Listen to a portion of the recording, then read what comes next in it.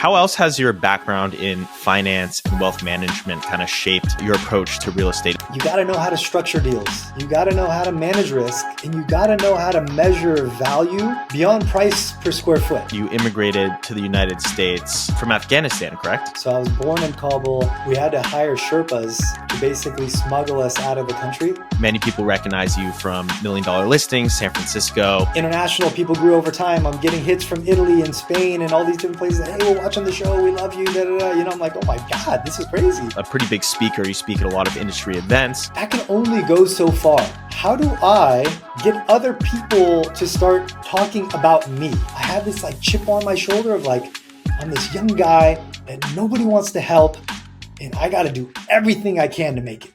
Roh Habibi, welcome to the Luxury Presence Podcast. It's awesome to have you here. Oh man, thank you so much for having me. We've been taking some time to organize this, so I'm glad we could finally get it on the calendar.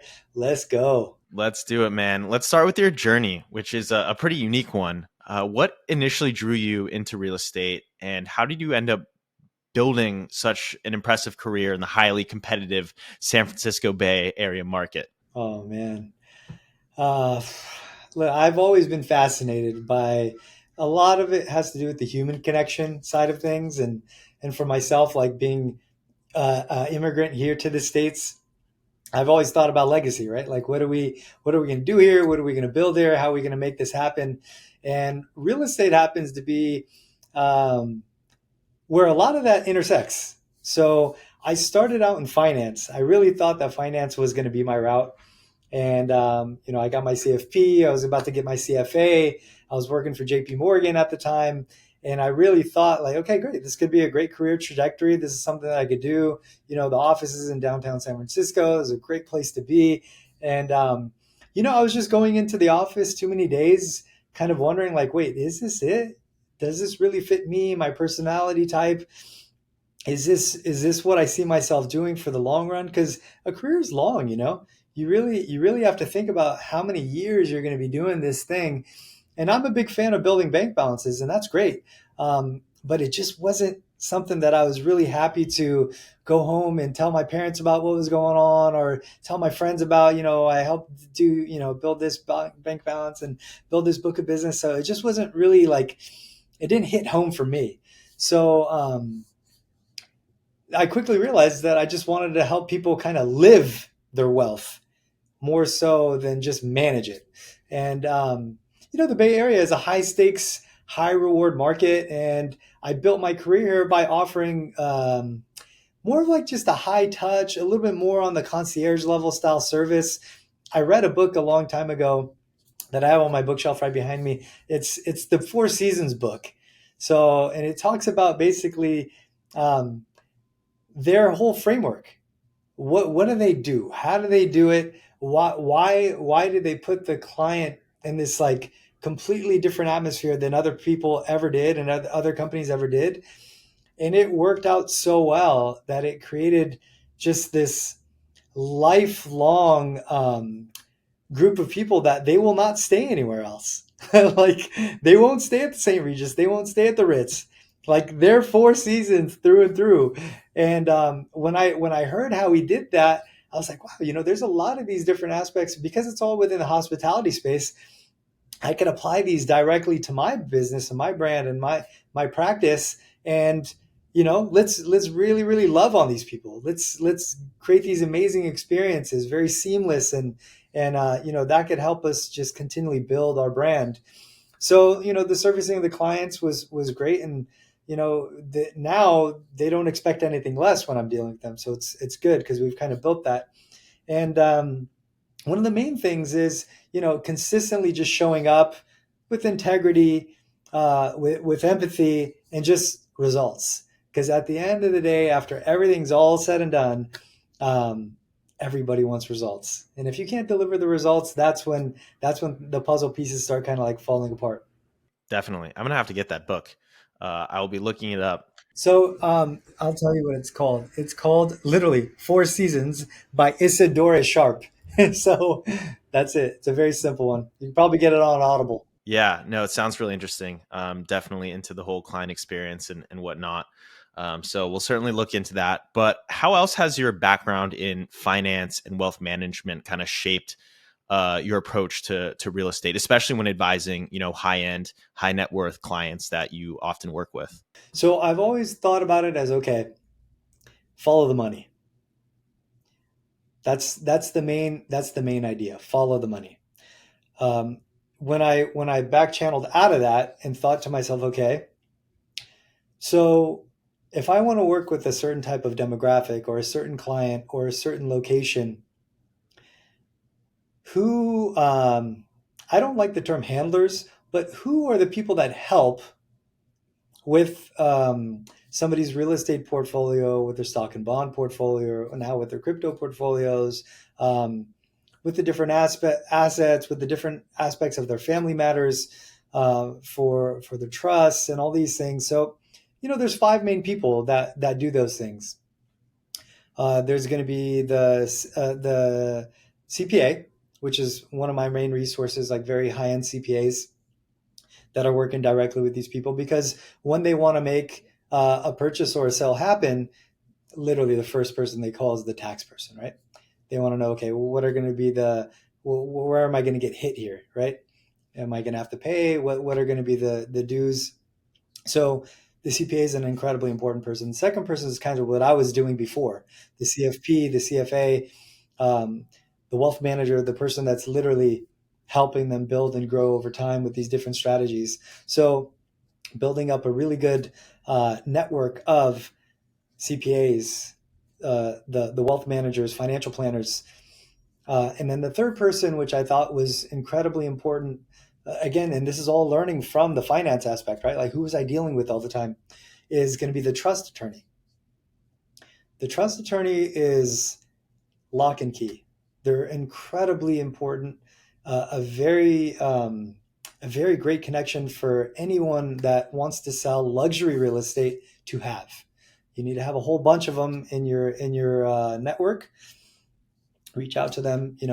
Again, anytime a transaction is going to happen, more than likely it's going to have a trust attorney involved.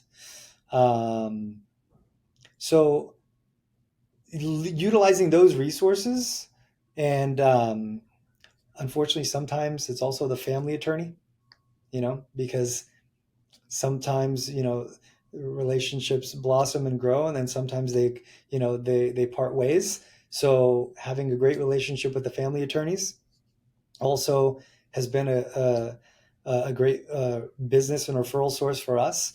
Unfortunately, it's something that happens all the time, so they need it. It's a service, and we provide that for them. So, just thinking about, okay, following the money, following the tracks of the money, who are the resources that are basically helping these people managing their life, and how do I become a resource for them?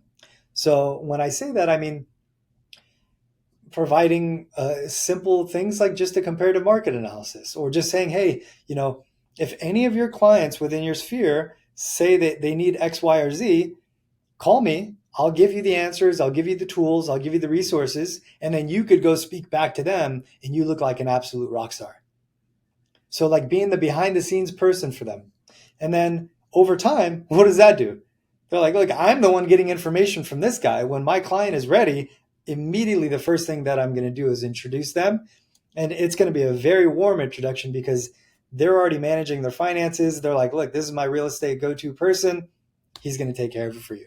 And that's how that happens. So that was a way, again, that, learning from behind the scenes within that wealth space of JP Morgan, how did I kind of like transition that over to the luxury real estate space?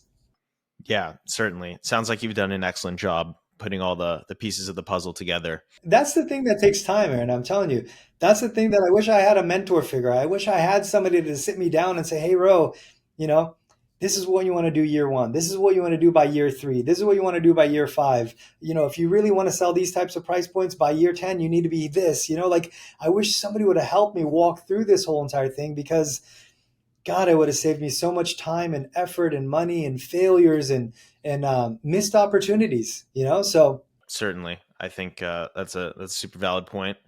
I'd love to hear a little bit more about your background. You mentioned you immigrated to the United States from Afghanistan, correct? Yeah, I know you're also fluent in like multiple languages: English, yeah, Farsi, Dari, and Arabic, I think. yeah, I would love to hear how like that cultural background and I'm sure your global reach has also given you an edge in the yeah. luxury real estate space. So unfortunately, there was a war going on with the former USSR, and it started in 1979. So my family, my background is from Afghanistan. So I was born in Kabul. So my mom, dad, myself, and my older brother, we actually had to be we had to hire Sherpas to basically smuggle us out of the country after my dad's mandatory military service finished in Afghanistan. And it was basically it was that fork in the road where they needed to decide, okay, we have these two young kids. Either we make a decision to flee to potential safety somewhere, or we take our chances here.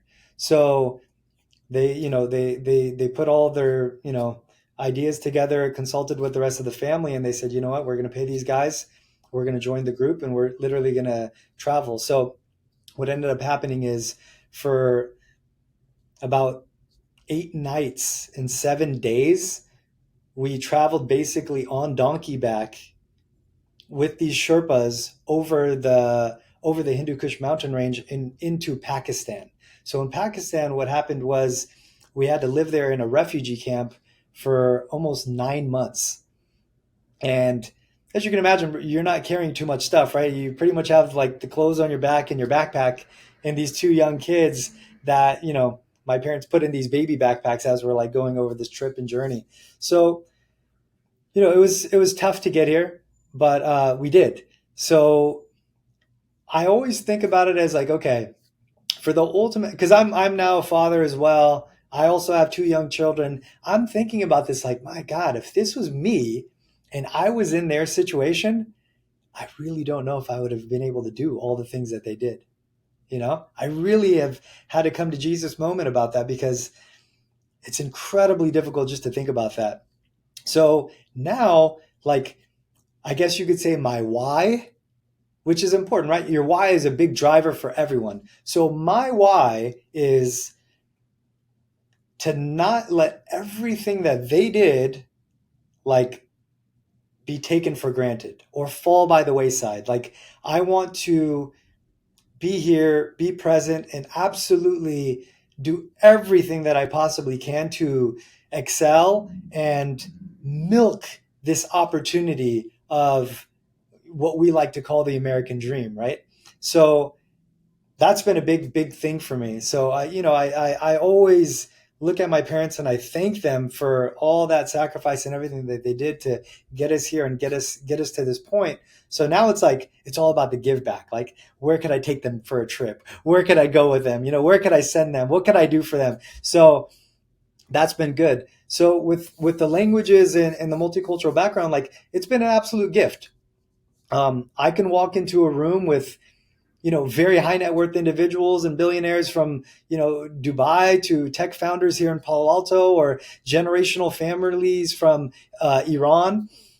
And I could speak not just their language, but, understand their values and what moves them and what motivates them.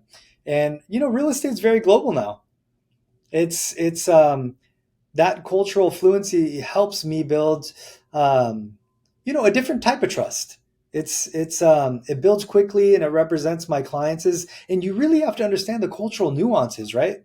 Like, another book that I'll recommend to anyone that's listening to this or watching this, and it's been very beneficial for me, is called Kiss, Bow, or Shake Hands.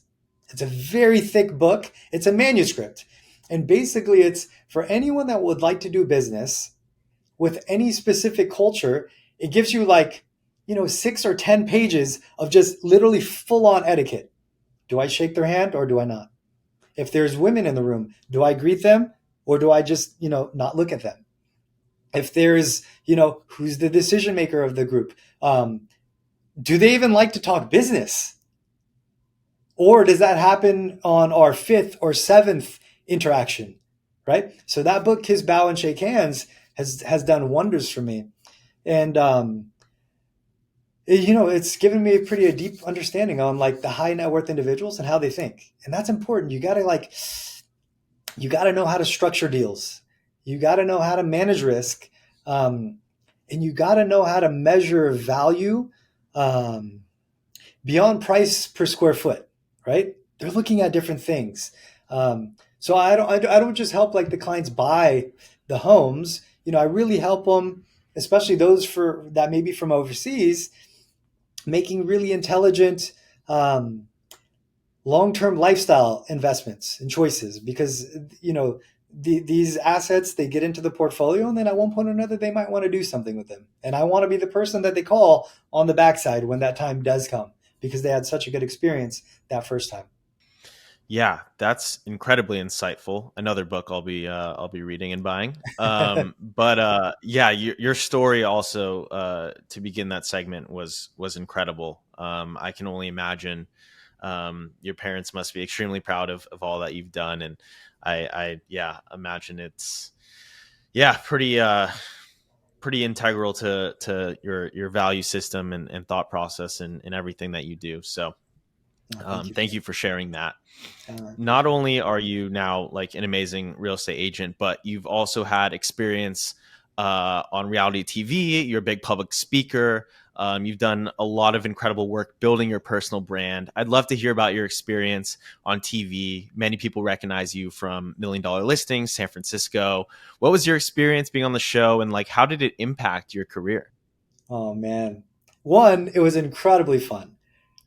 It was incredibly fun. It was a very new and different experience from the the the NDA and very private world of residential real estate sales transactions.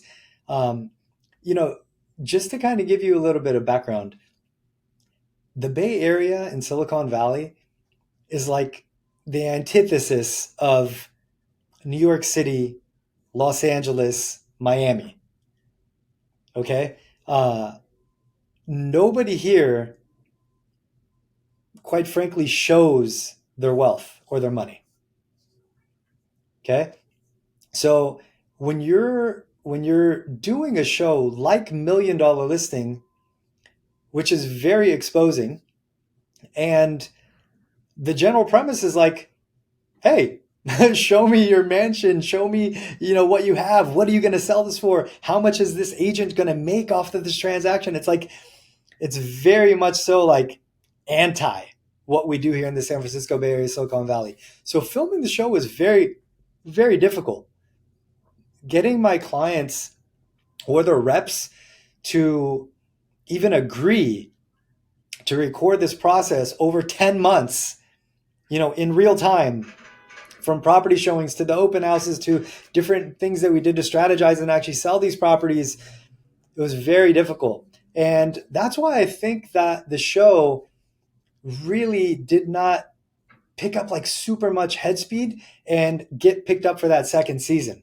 I think they found out how difficult it was, and how like lock and key this place is, that they saw like, look, in Los Angeles, I mean, driving a Rolls Royce is like nothing, right? Here, you will very, very rarely see a Rolls Royce on the road anywhere. Over there, it's like nothing. It's like a Toyota Camry or something.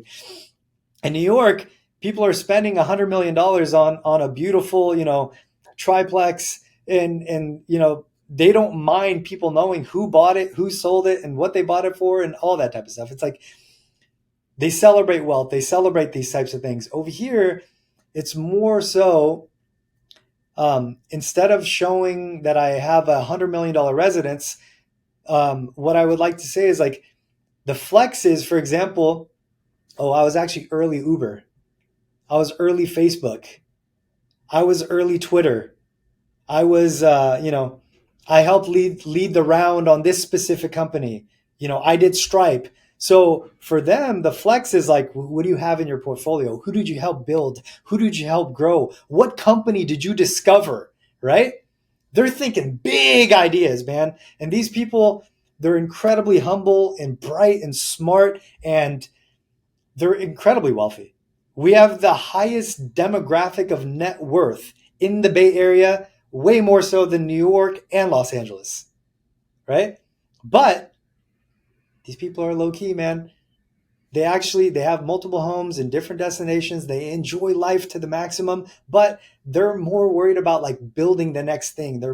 They want to help people like get to what their like, their shining star is, versus just like spending money on a whole bunch of material different types of things and letting people know about that. So that's kind of like the background on the Bay Area and how our show was. But just to kind of give you an idea, the show gave me an incredible national visibility overnight, right?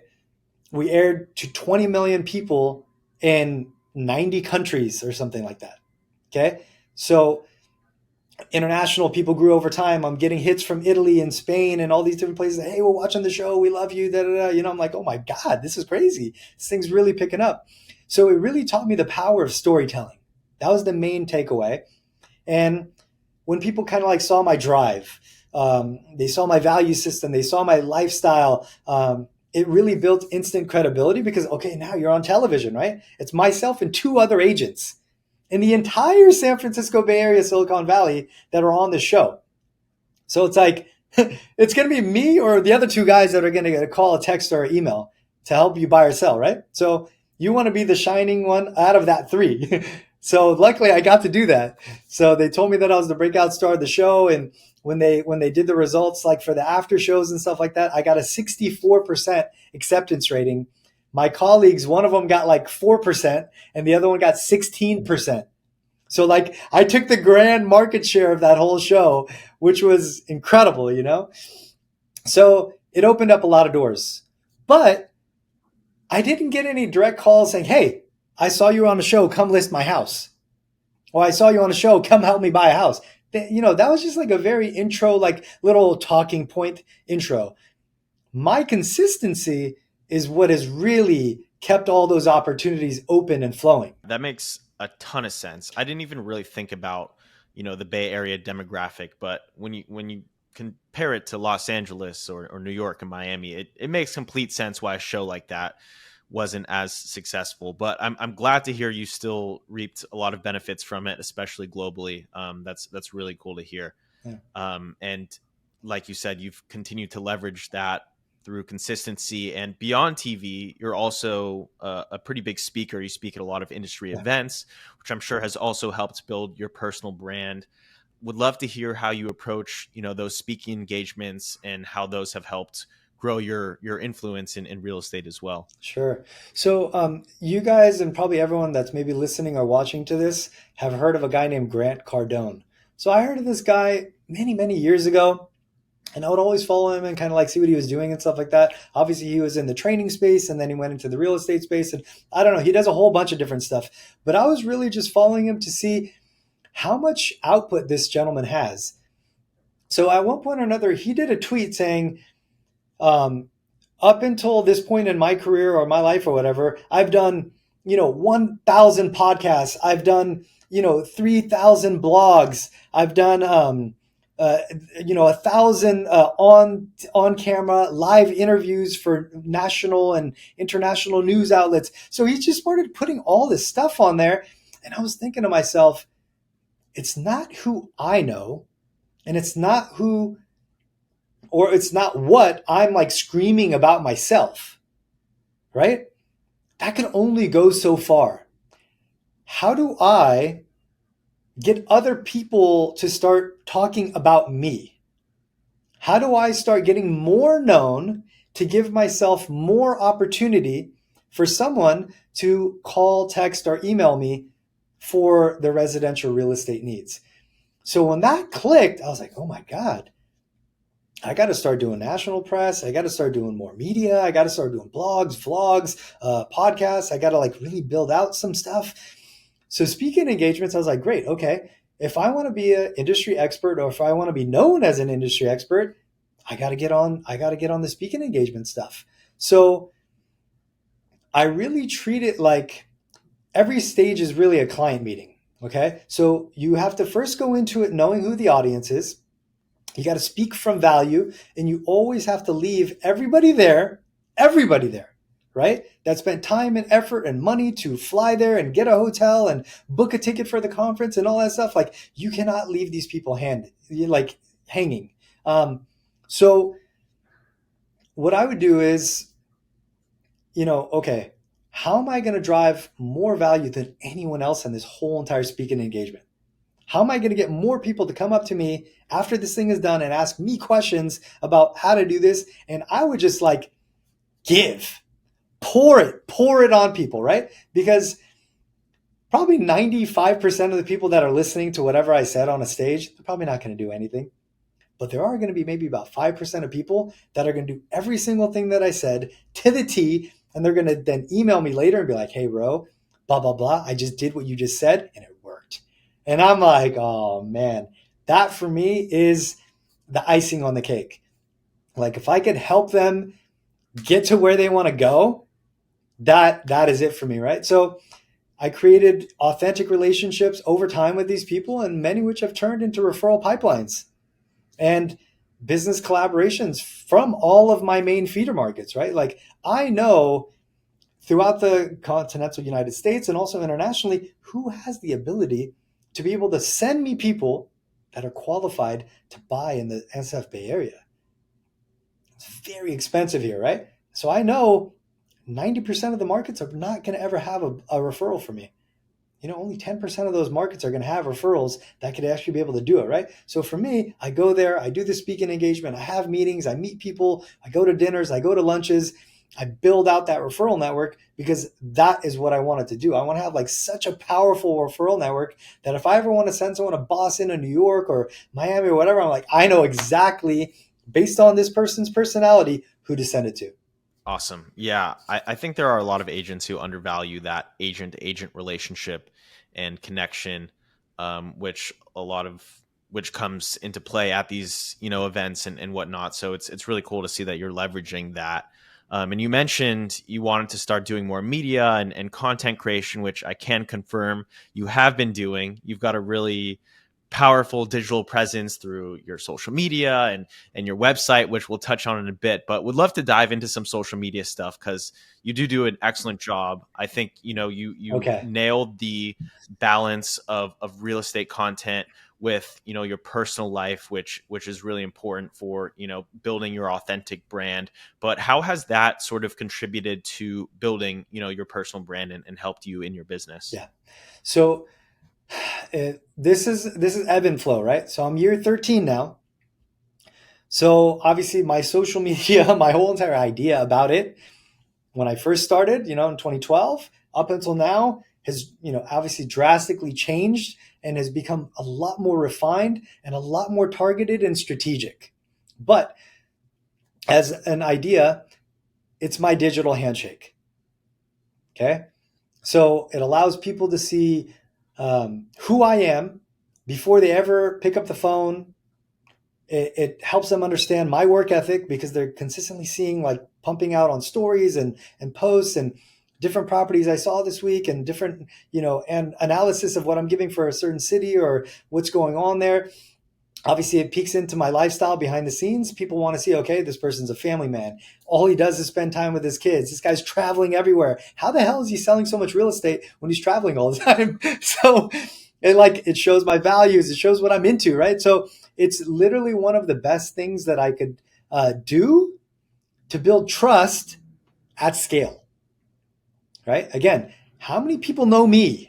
Like, it's not about how many people that I know. How many people know me, like me, trust me with the biggest financial decision of their life? And that's just a fact. The real estate purchase, it doesn't happen often, but it literally is the biggest deal anyone ever does in their life. Yeah, 100%. I think you've nailed it. And I think your website is also a large part of your personal brand. I recently dove into it. Congratulations on kind of the relaunch. It looks incredible. Would love to hear about your vision when building it and how Yeah. working with Luxury Presence helped kind of bring that vision to life. Yeah. My website, guys, is fire. It is. It's It is. fire. It's so good. And man, okay, so let's jump into this. look, I wanted my site exactly what we were talking about before, and I wanted to feel like you're digitally walking into a Four Seasons. Okay, super refined, very high end, very intuitive. The user interface and how easily it flows and it works is just like gorgeous. It's beautiful. And luxury presence, I mean, they translated my vision into digital form like so well. It's clean, it's immersive, and it communicates exactly who I am, who I serve. The team, the support, and the process was very seamless and flawless.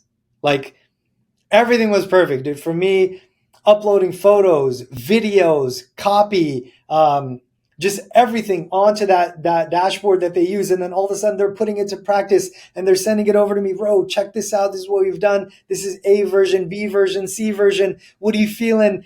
What fonts do you want? What colors do you want? I'm just like, I like leaving it to that team to like be in charge of a lot of the creative. I just I'm not a like, oh my God, I want crazy bells and whistles and just fancy colors and just too much. No, dude, I want it to be super elegant and refined. And like when they land on it, they're like, this is our guy. This is our guy. Right. So it took some time and reiterations in order to get it to that. But now I'm still super impressed. There's so many services and so much value that they bring to the table. It's insane. And they're continually rolling out new initiatives. So I'm very much looking forward to what the future begins with our collaboration and our relationship. But it's starting off on the good foot and very, very happy. So yeah, the website is fire. Very cool. It is fire. You happy makes us happy. That's for sure. So I appreciate the positive feedback there. I'm glad we were able to bring your vision to life. In a market where like trust and credibility are so essential, how important is a strong digital presence for today's top real estate agents? Yeah, I mean, look, you got to think, do you want to be a top real estate agent? Is that really what you want to do? Right? Because you could be at a brokerage and they'll give you a free website. They will, right? But it's like, okay, so how do you stand out in that type of a world? It's a non-negotiable, right? Your online presence is often the first impression that someone's going to have, right? It needs to reflect excellence, attention to detail, and alignment with the exact client demographic that you want to attract. So you have to be authentic. And I'm talking about this now, year 13, right? We've sold hundreds of millions of dollars of real estate now. So the earlier version of me was in that mindset of like, okay, how much experience do I actually need to be able to do this? That whole essence of like, God, do I fake it till I make it? How do I make this work? Right? I mean, I don't know. Some people may be listening are young. Some people may be listening are average age, and some may be a little bit older and stuff. But you really have to think, who am I trying to serve? Who do I want to work with? Okay, so let's hack that a little bit. Let's reverse that. Let's take the veils off, so to say. Where do they eat? What restaurants do they enjoy? Where do they travel? What type of travel do they do? Is it commercial? Is it private? Um, who's going with them? Do they have an au pair? Do they have a nanny? Uh, are they into vehicles? Are they into timepieces? Are they into fine liqueurs? Are they into art? Um, you really have to take a lot of time to understand, who is this person? And if you are not there yet, that's okay. Give yourself a little bit of grace. Give yourself a little bit of time, right? The person that's, newly understanding this concept and trying to get into it, if you haven't personally purchased a home before, right? If you don't have, a very high end vehicle, um, if you haven't studied like wines and, experienced different Michelin star restaurants and all that stuff, all that takes time. And that's completely fine. But if that is what you're trying to do, you have to understand those people. There's no way you will ever be able to sit in front of me or other people. You cannot fake this type of stuff. You understand? It's very experiential, right? I can't tell you about my trip to blank if I haven't done that trip. It doesn't work, right? I can't tell you about how it feels to fly Emirates first class if I haven't done that. It's very different, right? So again, you need to think about what is luxury to you, what is your market within that space of luxury. And in order to be able to serve that type of clientele, what are the steps A, B, and C, and D, and E, and F that you need to do in order to finally get there to understand that lifestyle so you can serve them even better? That is excellent advice. Dude, Aaron, I wish I had this podcast 13 years ago, right? So everything that I do now is like for that 13 years ago Roh Habibi that just started in this industry and was like, look, I'm an immigrant from Afghanistan. I have no mentors. I have nobody to guide me in this. Okay? I don't have any network, right? How do I do this? So like when I'm doing stuff now with you, it's for that person, and probably it'll work very well for everybody, but it's for that person. Absolutely. Absolutely. And that's why we do this. We just want to provide as much value as possible. And we're so lucky to have people like you who are willing to come on and share all of your knowledge and experience. We're grateful. And I think this is an excellent place to kind of wrap things up. You've shared so much with us, but as we conclude, is there anything else you'd like to share with us? If you could maybe end on one more piece of advice for an agent looking to break into luxury real estate, what would that be? I think I shared about it a little bit, but like, okay, so your brand isn't your logo or the firm that you hang your license at. It's your reputation amongst the brokerage community. For us, that is literally the most important thing that you have. It's what your past clients are saying about you. It's how people feel when they think of you. It's if I would have known that sooner, I would have led with a lot more authenticity even sooner and not been such a disruptor. I had this like chip on my shoulder of like, I'm this young guy that nobody wants to help, and I got to do everything I can to make it. I'm going to just bust doors down and I'm going to do it, ruffling feathers, being a disruptor. And sometimes it doesn't work that way, right? So the humanization of it all is just important. So we're moving away from just transactions toward relationships. It's no longer just about what you sell. It's about who you are and how you serve. And I also encourage everyone watching or listening to this to do your current and future self an incredibly big favor. And after you get off of this, go and do like 50 to 100 hours of AI research. I promise you, everything that we're doing right now today in, April 4th of 2025, within 5 years, null and void. It's going to be different. Like the phone is probably going to turn into glasses. Like everything is going to change. So get ahead of it now. Like you should be on it now. And another thing I'll say is like be where luxury lives.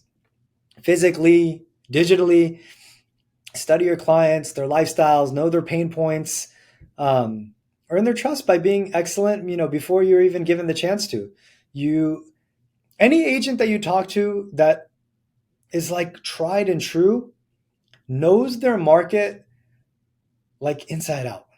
They know every single sale that happened. They know every single thing that's off market. They know every single thing that went pending. They know every single thing that's going to be coming up in the future. They even potentially know the people who actually did the buying and the selling. Who are the people that bought that property? Who are the person that sell that property, right? Like, you really have to understand and know your market. Like, I wish people would have told me this, right? So for you could either someone told me you need to build a niche, okay? And for that niche, you need to go an inch wide, but a mile deep. So you could be the agent that literally sells everything under the sun and goes to every single market in every single city and dabbles here and dabbles there and dabbles here and dabbles there.